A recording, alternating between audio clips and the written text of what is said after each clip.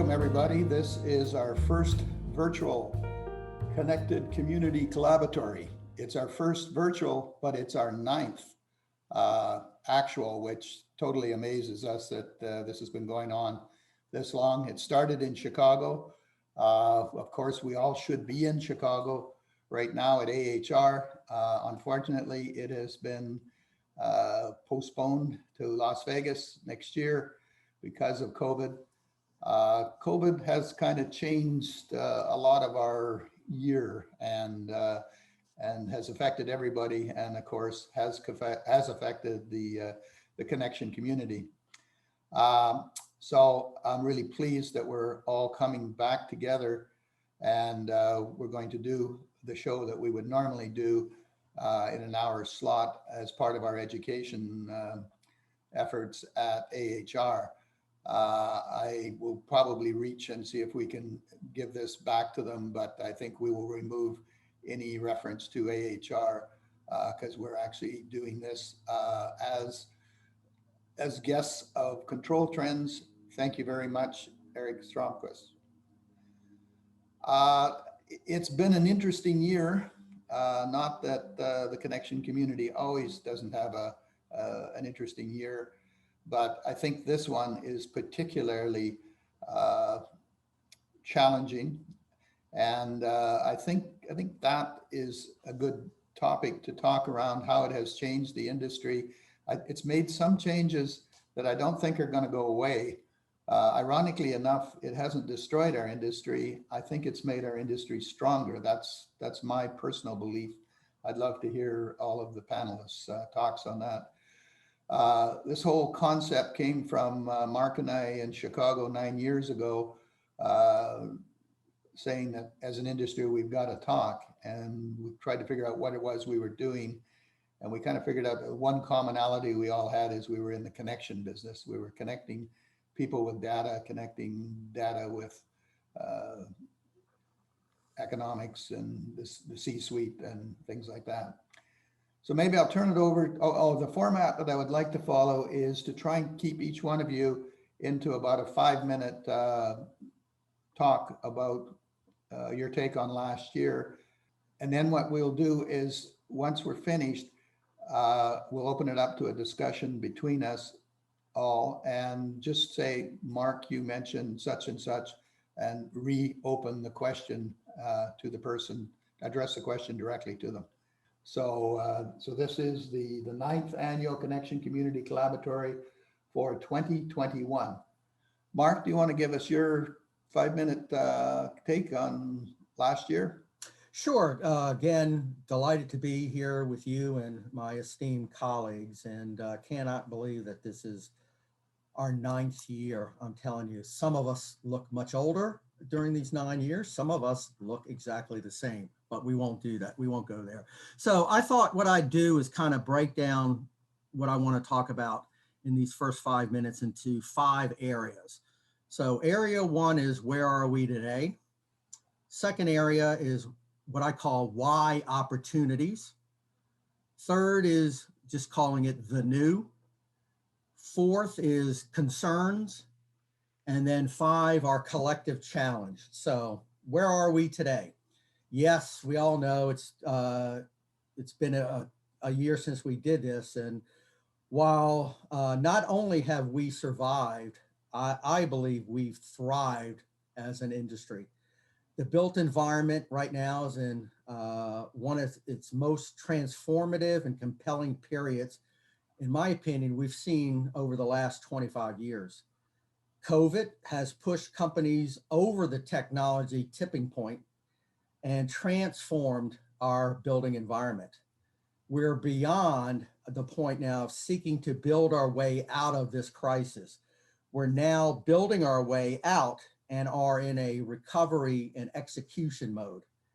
I think the key to this has been that the recovery, it's all about digital and being connected and digital.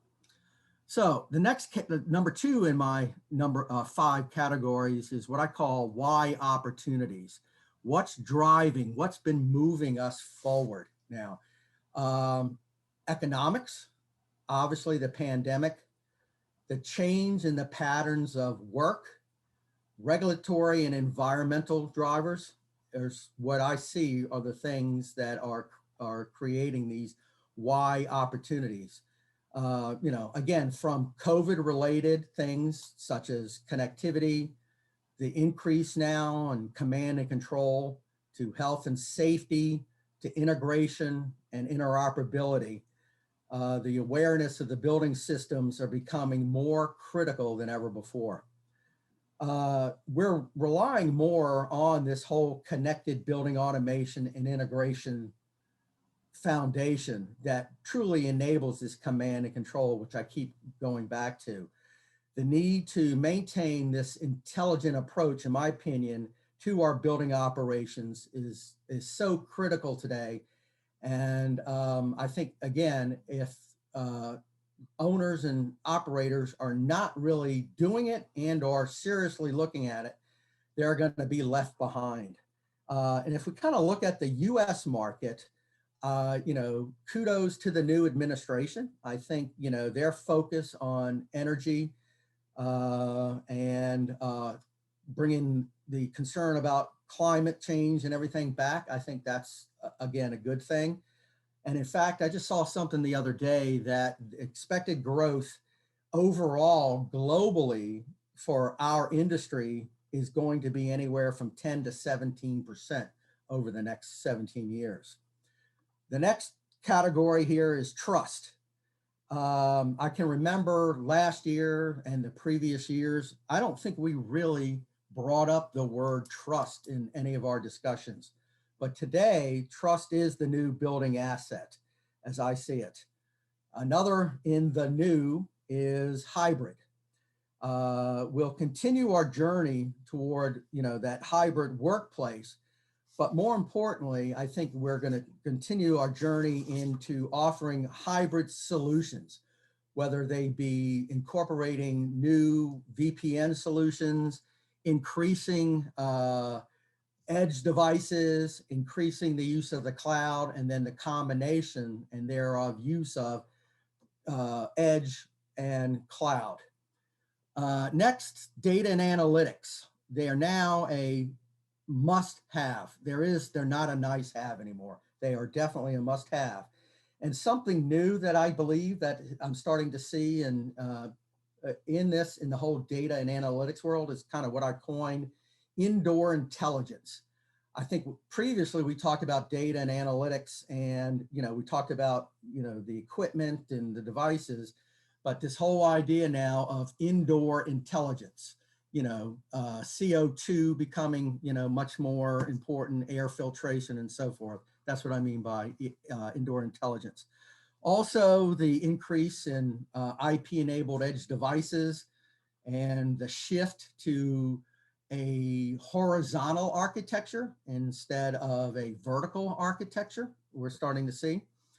Another word that I think, again, previous years, I don't think we even had this was risk. Basically understanding risk, how to manage it, how to mitigate it, and how to control it. And again, not just from cybersecurity, but risk as it pertains to the building environment, to the occupants, to the tenants. Then safety and wellness, of course, I think, again, we kind of touched on that in previous years, but again, that's definitely forefront. And then I can't leave this category without talking about cybersecurity. Again, I think that still is front and center for the industry. And finally, a sort of a new thing that I'm kind of seeing here for this coming year and what we're as a result of COVID is ESG, which is environmental, social, governance resurgence. And that's a whole new term now I'm starting to see, ESG. With respect to concerns for us, a lot of continued hip and hype chatter. And I think that's self-explanatory. I don't think I need to really go into that, but hip and hype chatter. I think I would be remiss if I didn't bring up the talent and the skill shortage that we all continue to experience in our industry. And, are we going to get to a point where we're stealing from each other to get the talent and get the skill sets we need. I hope not. The fact that we got to bring other folks into our industry, not 5 years from now, but that's got to happen now. And then the last in this area is what I call the what's next syndrome. You know, and rightly so in any industry, there's a lot of talk about what's next. But I think today, where we're at, it's more important to be talking about what's now. In other words, the challenge is not the lack of technology and solutions. They're here, they're proven. All of the folks on this call and within our industry, we all have fabulous technologies and solutions that have proven themselves. But the challenge really is, it's the willingness and the preparation to take advantage of that. And again, that comes from the buyers, the building owners and operators. And then finally, our collective challenge, I see, is this, and I may cause a little stir with this statement, but a shift from technology trying to drive our business to a focus on the business side of our business driving the technology. So with that, I turn it over back to you, Ken.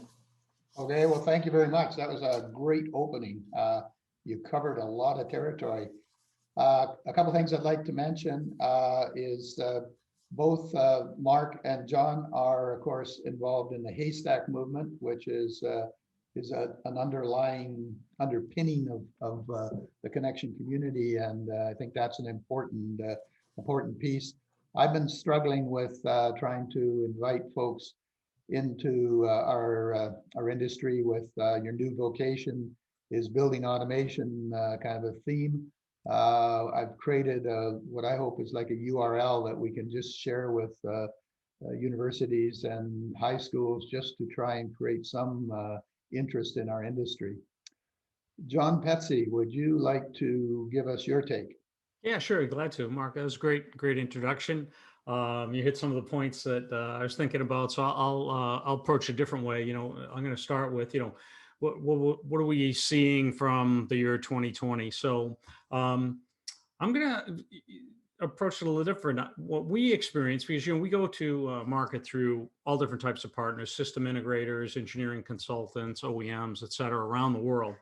And we've certainly seen a number of them whose business has been, if you will, helped or driven for growth due to the impact of the pandemic. But there are others who have been hurt by it, especially organizations that were heavy physical install related, right? They're rolling trucks, they're installing hardware on the walls. There's been periods of time where they've been locked out of buildings, shut down, projects delayed, et cetera. So there's a mixed position out there. You know, we saw increased business solidly over the year, but that was not uniform through all of the types of customers that we work with. And I think that's something to consider. Another factor we see in that is a number of organizations that own and operate buildings. You know, they're facing significant financial impacts that are causing them to change what they're going to invest in, or in a lot of cases, just plain delay. Right. So we've seen a number of, you know, what would have been fairly significant projects, and they've been delayed because the organization who owns the buildings, right, their finances have been significantly impacted. Right. You know, on the plus side, from the strategy and accelerating, you know, intelligent buildings, you know, I think the pandemic has made it even clearer that you need to be able to remotely manage your buildings and have access to the wealth of data they provide. How else can you have situational awareness? How else can you have the credibility to confirm to your tenants or occupants that you know what the conditions are, that you're managing the conditions, that you're ensuring the right number of airflow, air exchanges, all of that. So that's a true story, but it isn't this clear everybody's been able to adopt it, right? A lot of people say, yeah, I agree, but the budget's held up, we're not starting that project, right? Because we're not bringing people back. And then there's, you know, the highly conflicting information we see and we talk about on another industry group that meets every week about, you know, how this is affecting occupancy, leasing, building new buildings, repurposing space, all of those things. I think there's a whole segment of the built environment that is in pause and reconsidering how they're going to approach it, right? You see articles that emphatically say everybody wants to get back to the office, and you flip the next page, nobody wants to come back to the office, right? And I think you have to accept both. There are people and companies that believe both, right? How that'll settle out, from our point of view, that's not at all clear. But the buildings still exist. One of the interesting projects we saw this year with analytics was for a fairly, mid-range banking organization, right? Engaging analytics and advanced machine learning and math to study how their buildings have been operating when they weren't open, and identifying, hey, they're not open, but nobody fixed the schedules, the set points, and all of this, and just watching all of this continuously, identifying over 20% energy savings if they had this awareness at the outset, right? And now they're real believers, right? So that's one side of what we see going on. On the other side, I would say that the importance of data is being understood by more and more of the marketplace, whether that be system integrators, whether that be building owners, that would be facility management organizations or service providers or whatever. More and more people coming around to understand that data is where it all resides now, right? I think last year at this, when we were at physically together, Marc and I both commented on the fact that, here's a proposal for everybody. The data that comes out of a device is worth more than the cost of the device, right? So we see more awareness and understanding, because it's not universal. We have to accept the fact that not everyone in the built environment, from the people who operate buildings, managers, and build, understands that yet, but there's definitely increasing awareness. And that's led to, increasing understanding of the challenges in using data, and that leads to your comment about a haystack and metadata, semantic modeling, building ontologies. All of that is becoming, nobody was talking about that 5 years ago. Now there's multiple people talking about it and debating it, and different standards coming in, or proposals of addressing it in different ways. That's led to a lot of growth in the haystack technology. But so those are some of the key things I see, and I'll stop there, and then we can have a bit of a discussion. Thanks a lot, John. That was a lot of great information coming at us. A lot of change, a lot of confusion, a lot of things moving simultaneously in 180 degrees directions. You mentioned the other group, and I think it is worthwhile mentioning that a few of us are part of a mondayalive.org organization. It also has a LinkedIn identity as well. And we're dealing with some of those issues that John's been talking about. The month of January, we talked about getting folks into our industry. And for February, we're trying to define what is a smart building and what is an autonomous building, and do we want to make that transition from one to the other, or do we want to come up with a name that we call our industry? And hence why we're huddled here under the banner of Connection Community Collaboratory, because we couldn't figure out what to call this either. So it just kind of keeps on going on and on. Troy, I'm going to turn it over to you now.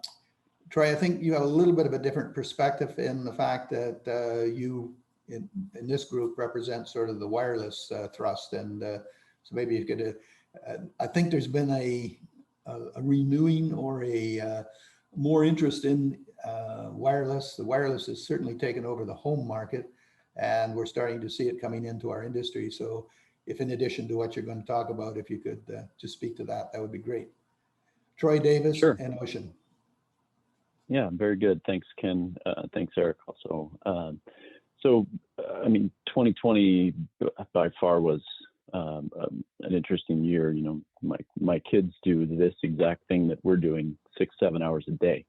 And they've been doing it since March of last year. So it's, you know, all across the board with airline travel and, you know, how office space has moved from towers to basements around the country. It's been a pretty fascinating year, I think. And I think John and Mark, you guys hit on a couple of really interesting points, which is that the sort of the industry is changing, it's adapting, it's adjusting. Some businesses aren't really sure exactly what it looks like to come back. Some are anticipating coming back in full force, and some projects are on pause. Some projects are running forward. It's just a really interesting sort of model that's been spread across all over the country and the world in particular, just with everything kind of happening. So, we found that 2020 was a really interesting thing with the K-12 and university worlds, because they were able to get in situations where we didn't have a full lockdown, but schools were closed. We had the ability for crews to get in there and do a lot of these upgrades and changes to lighting, HVAC systems, and other sensing equipment and this various things without disrupting the occupants. So instead of just having the 2 or 3 months of summertime activities, they were able to get in there and really just continue. And it continues today. We're seeing it in multiple districts where they are full throttle going, running through here. So that's been something that I've kind of been paying attention to a little bit, and without the typical cost associated with disrupting the tenants, they're able to get in for a little bit faster, easier, get in and out and get these things done. And for 2021, we kind of see that continuing. There's still a lot of places where they haven't come back yet, but they're anticipating the return, so they're focused on getting those things done prior to that. And then, as we've talked about in past years that I've participated in this panel, the different vertical markets that are out there, the lighting, the HVAC, the IoT or the IT divisions, we continue to see those being pulled together. So in terms of the lighting is now kind of system integrators that are doing the HVAC are now also starting to do lighting. And we've also seen now the Wi-Fi access points be pulled into the mix. So we've been seeing a lot of activity from companies like Aruba and Cisco and others that are now beginning to get into some of this data collection role. And to hit on John's point about the data, and the data comes from sensors, which is great because we're a wireless sensor company. That's what we do. That's what we make. So I love the fact that the data is becoming more and more important throughout this process. And we're pretty excited to see sort of how some of these multi-purpose data points can be used across different verticals. So you can take an occupancy sensor, for example, and pull it into lighting. You can pull it into HVAC. You can pull it into the IoT or the Internet of Things, and have the real estate asset manager or the facilities manager monitor really how that space is being used, and sort of giving them knowledge of their space that they didn't have before. And also, do we need this much space? Do we need more space? How does that look like? And so there's this really kind of cool pathway for some of the data to go, and those various sensors can be used for more than just one thing to accomplish. So I do agree that 2021 will be a time of the data is really what I think will be really important there, and that my hope is that the HVAC industry will begin to really look at this data in a little bit different way and begin to sort of monitor much more than just a typical thermostat on a wall or a space where you might have one thermostat for 6 offices, something like that. And this is where the wireless becomes ultra important, is because we can deploy wireless devices into every single space.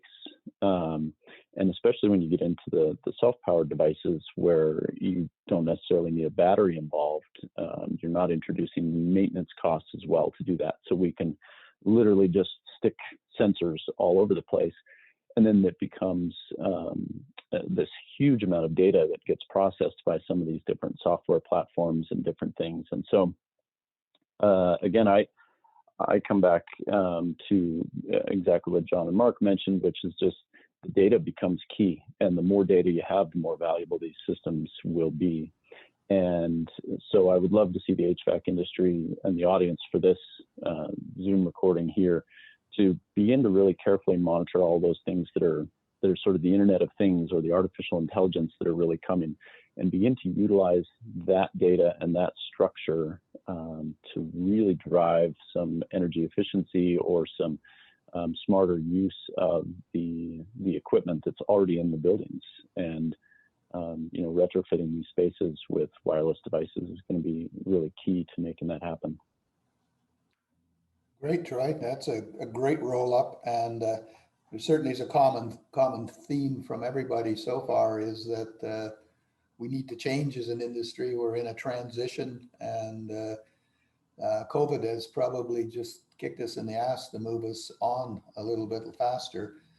We use that word actually, not kicking in the ass, but that COVID has actually been an accelerator to almost everything. Things that were happening and were likely to happen in a 4 or 5 year period happened in a 4 or 5 month period. It's just been amazing. And so I think that's been an amazing reaction, and we've all had to react to it. And great dialogue going on here. George Thomas, can you unmute yourself? There, great. Welcome back to the industry. Now you're retired, brought you out of retirement to just come and speak on this panel. Thank you for coming out and shoveling your walk to get here.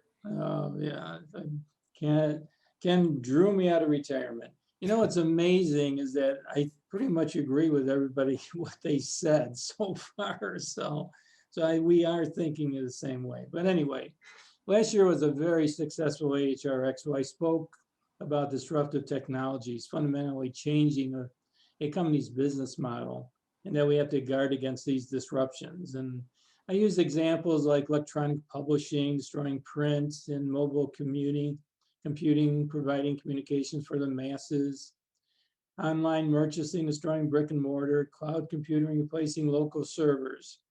However, last year's great disruptor was not technology, but COVID-19, which I failed to consider.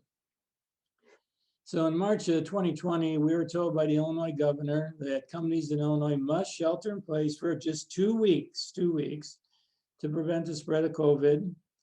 But there is an exclusion for companies that provide essential products and services for industries such as technology, healthcare, transportation, and energy and communications. So we look through that list and we say, you know what?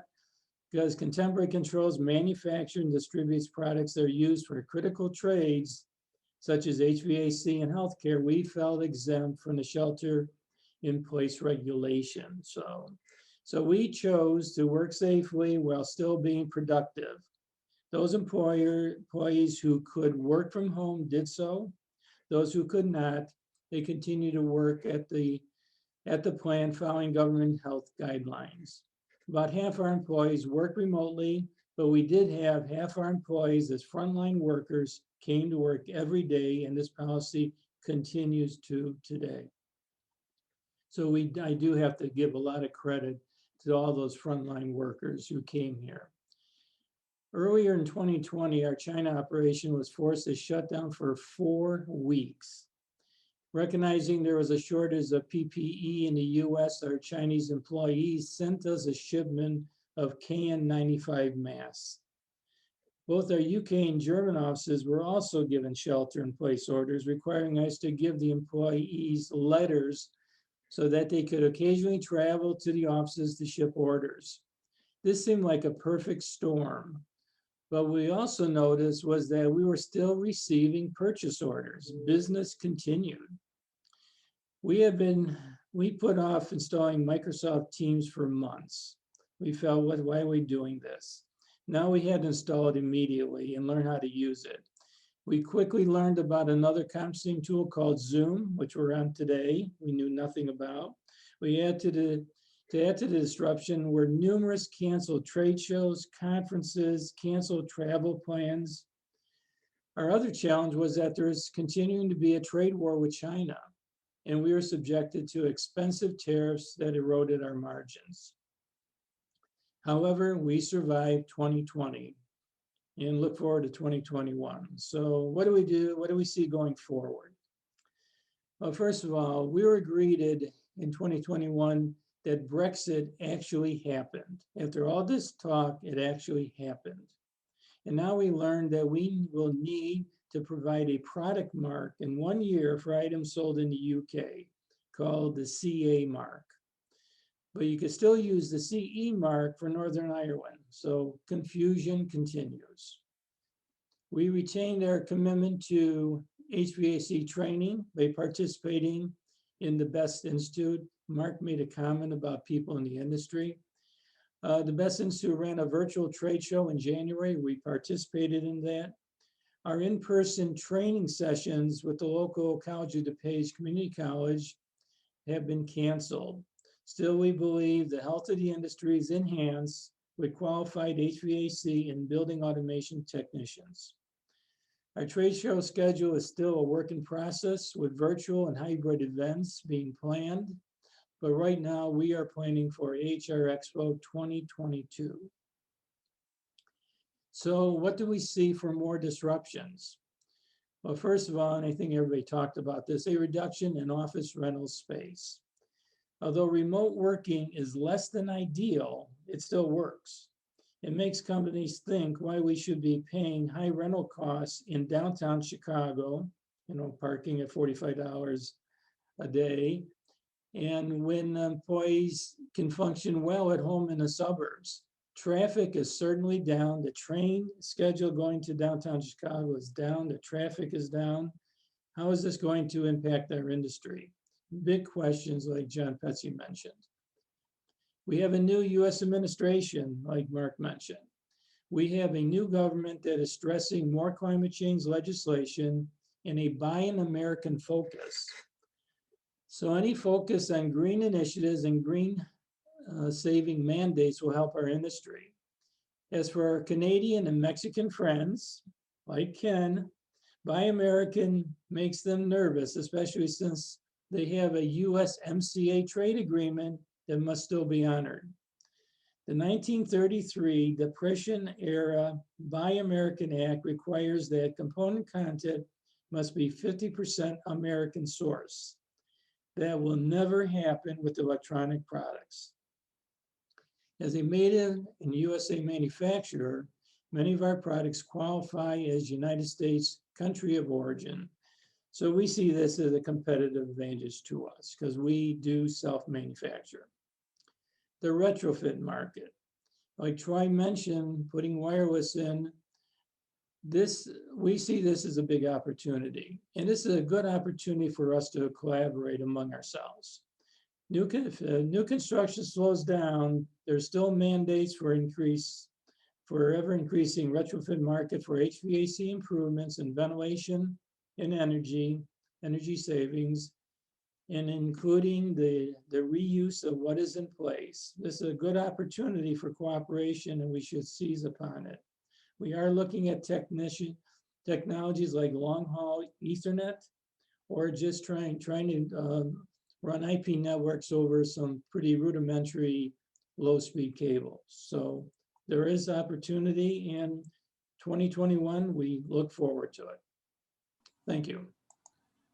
Thanks a lot, George. That was great. Actually, it's interesting, this connection community it's all about connection. And we started, I think we were kind of focused on hardware and data forms and how we were, standards like haystack, evolving protocols, how naming conventions. But all of a sudden, somewhere along, we've evolved to the connection to life. And certainly 2020 was a year that hit us on the nose with that. We've got a little bit of time left. Is there any burning question that any one of the panelists would like to ask any other one? If you do, just maybe raise your hand. You got that great hand there, Marc, and basically address who you would like to talk to. So for Troy, it's interesting. You mentioned specifically about the K through 12 university market segment and whatever. and the opportunity to get into the buildings because obviously folks aren't there. Curious, did you notice that budgets and financing and paying for these were held up, or that was not an issue for you guys to kind of see that as an interesting segment to, to progress in and to continue to be successful in, I guess, during COVID? Yeah, it's a good question. I think one of the pieces that I didn't experience any budget changes in the larger districts. In some of the smaller districts, and we don't deal directly with the districts. This is through our manufacturers, our partners, and different things. But this is the feedback that I got was the larger districts set their budgets, sometimes a couple of years in advance. They plan these projects long in advance, and they work through those. And I know that in the district where I am, the district my kids go to, they have their budgets established, and they are moving forward with some of these different energy upgrades within the buildings. And the state legislature is expected to cough up the funds to cover all the COVID-related expenses. So they're not really looking into their own budgets to sort of cut things out in order to fund some of these other things. They're looking for some of the emergency funds and different things to cover the COVID-related expenses. And granted, I mean, I'm sure they have to cut back in certain areas and different things, but there are rules in place with a lot of these districts that they can't move an energy budget to, personal protective equipment. It's just too difficult for them to move that money from one to another. So in the larger districts, we haven't really seen that impact. Any other questions anyone wants? Yes. I got a question for John. John, when I think of Haystack and that, I think of big buildings and complexes. How scalable is the technology? Can you go all the way down to a 14,000 square foot building with 6 rooftop units? Is it the technology scalable? Is it interesting for a client to know what's going on his roof? And at what point do you think Haystack can penetrate a market of the numerous RTUs that exist today? Yeah, so I think that the technology. Let's talk. There's two different things about scans. Technology, you can put in a temperature sensor. We in fact there's a manufacturer out there who's building Haystack into their temperature sensor, so it's self-describing when it gets connected, and it publishes its data with a known set of semantic tags, so you know exactly what it is. I mean, so you can instantly bring that into a system. So technically scalable, it's incredibly lightweight. So, and this is a temperature sensor with a very small microprocessor. I don't remember the number of the microprocessor, but it's way below a Raspberry Pi Zero even. So no question there. I think the other question is, where do applying data semantics help building owners and operators, right? The building size really is unrelated to that. It's their enterprise size, right? So if I have, 100 or 1,000, 5,000 square foot buildings, what am I going to do if I only own one of those? I'm going to probably put in an Ecobee thermostat or something like that, or an S thermostat, right? But if I'm managing that portfolio, I'm going to need to connect to them. And if I'm going to connect to them, I'm going to be working with the data. And if I'm going to work with the data, I need to reduce the costs of doing that. And the only way to do that is to apply uniform semantic modeling so that the data is self-describing, and it can be used by my initial application that I'm ready for today and future applications that'll emerge next year and 5 years down the road that can then go and connect directly to that data and get the necessary descriptive information so they can work with it easily. So it's not a building size, it's really what you're trying to do with the portfolio, whether it's one small building or it's a portfolio of buildings. The other thing I'd like to point out is small scale has a way of rapidly moving to large scale in the fact that, yes, it's small in its numbers, but often you have copious quantities of these things. So whereas we have only so many major buildings, as soon as you start moving into the type of building George described, there's thousands of them, tens of thousands of them. And if there's schools or something, then all of a sudden you need to figure out how you're going to pick up all of these schools.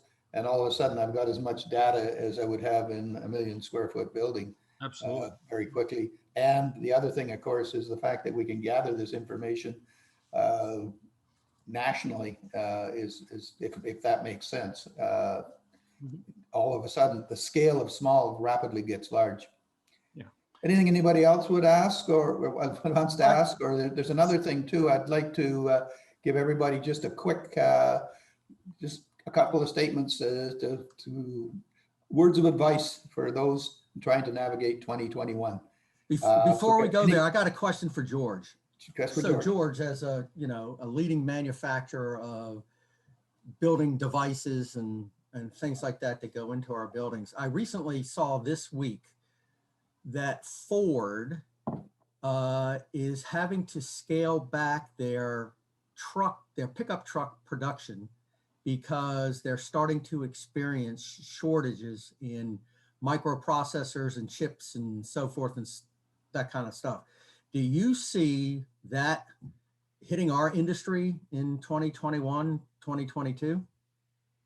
Could very well be. We go through this all the time. We go through this feast and famine, delivery schedules 2 weeks, and then it becomes 18 months. So as a small manufacturer, you got to look out for that. And one advantage of the small manufacturers is one aggravation for the sales manager to take care of you. So if it's a small lot, he said, why don't we get rid of this guy and give him his chips? So that's how we survived in the past.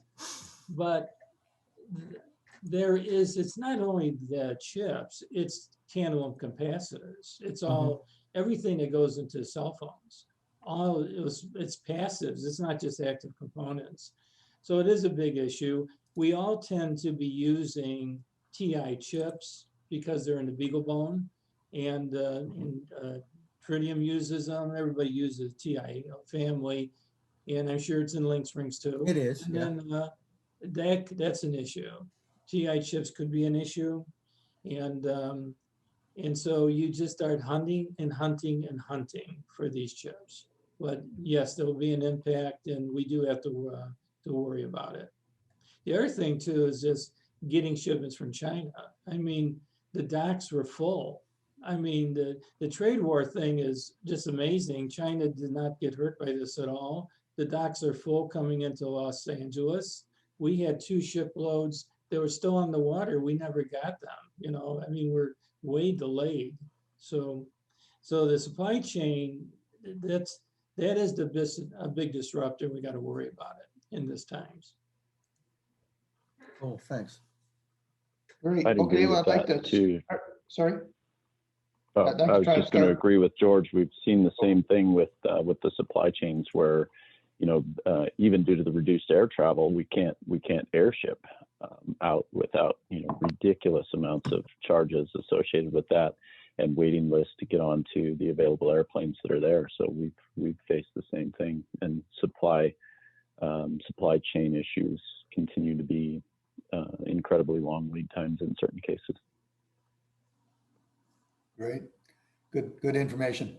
Okay, so let's just go around the screen again, and just your quick comments for 2021 to anyone watching this show. At this point, I'd like to thank Eric and Control Trends for hosting us. It's been great.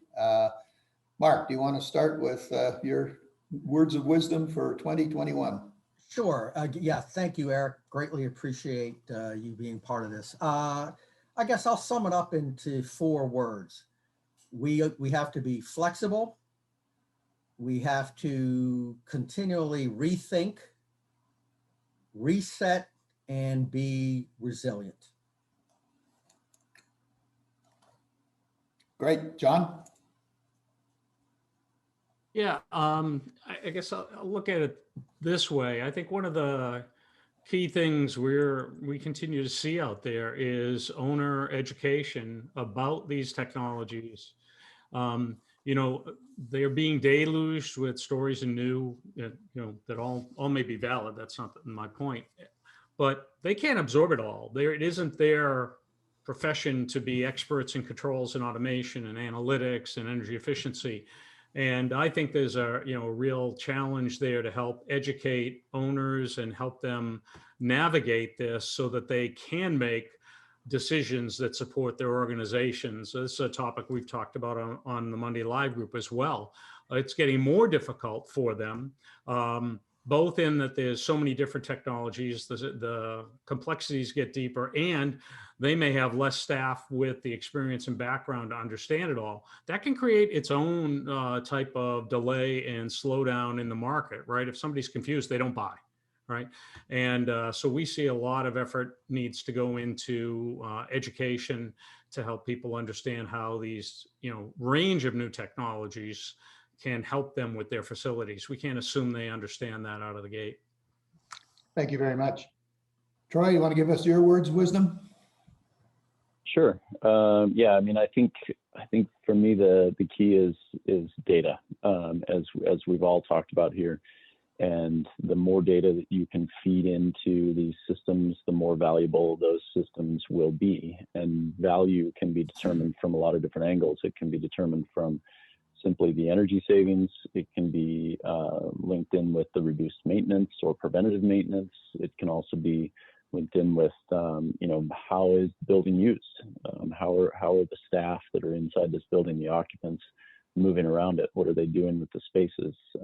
And that can lead to changes in leasing and other things. So there's a whole way to wrap this data into a lot of different categories.